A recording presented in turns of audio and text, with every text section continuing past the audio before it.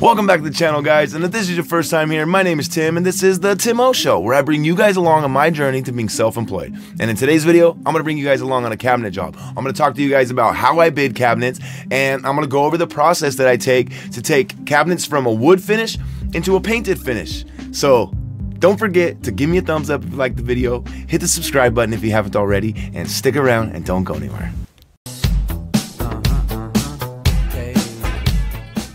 Before we get started, I just want to say thanks for watching, and also I want to let you guys know that if you're curious as to the type of equipment that I'm using to get these cabinet jobs done, I leave links in the description below, and if you click any of those links and you end up buying something, I will earn a small commission, and I greatly appreciate that. It really helps me out.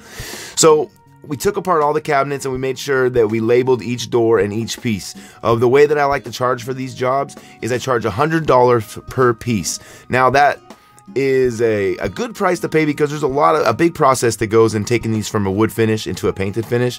So basically I charge $1 or $100 per piece. So if there's 2 doors, then that's $200. If there's 5 doors, $500, and so on. So first step that I do is I take all the doors down, and what we do is we label everything. Particularly the hinges. So when you're pulling off the doors, you want to know which hinge is coming from which door, and even if it's the top or the bottom hinge. It's really important to mark those because a lot of these old cabinets have been hanging for decades, really.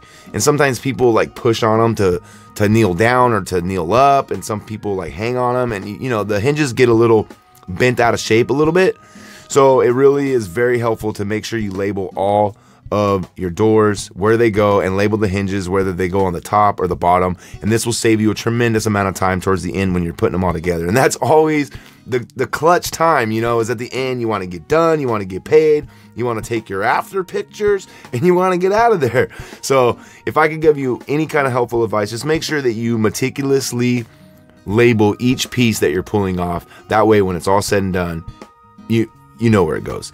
So the first step for me is to do that, take everything off and label it. Second step is to dust and clean and wipe everything down with a TSP. It's a trisodium phosphate. Now they have like a knockoff version because of the EPA and all the kind of health standards. It's a substitute, but it actually works really well. What you do is you clean it, you dip some rags in there and you wipe it down really well, and you'll see it starts to work. It kind of takes the shininess and makes it a little bit dull, and at the same time it cleans it so it's ready to accept some kind of a paint, well, some kind of a primer.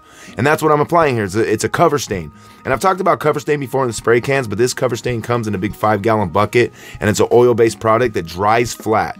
Then after it dries flat, you sand it down again, and that stuff sands down. It's like baby powder when you're sanding it, so it gets really, really ultra smooth, and then you can apply your acrylic to it afterwards. Now I'm not going to show too much of me painting white on white, because after I'm actually only showing you the process of me priming. Here's all the pieces. We brought these back to the shop and we did all the individual pieces, and I can do a separate video on how I go into doing those pieces. But yeah, so it was a $5,600 job. We got it through a Facebook lead. It took us quite a bit of time, but here's some before and after pictures for you guys. So if you're going in and you're curious on how to do it, make sure you use an oil-based primer that dries flat, and then you could also make sure you sand in between coats and then apply your acrylic top coat. During this job, I was doing a night job too, so Chris and I were working during the day and then also going and working during night. So here's a little bit of footage from that. The footage wasn't that great because it was nighttime, so the lighting was kind of bad, and with the GoPro, I don't really have any good lights for the GoPro. So, you know, we're kind of limited to what we're doing here, but you know, on the interior we sprayed all the trim here throughout the house, but you can't really see it on camera, so I didn't add too much of it in here. But this was a cool little shot going around.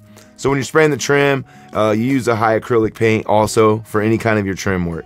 And then in this room, I kind of did it backwards. Typically, I like to put a second coat on just spraying, but I just did this for the camera, just to spray so you guys can see the different changes. So I hope you guys like these time-lapse videos.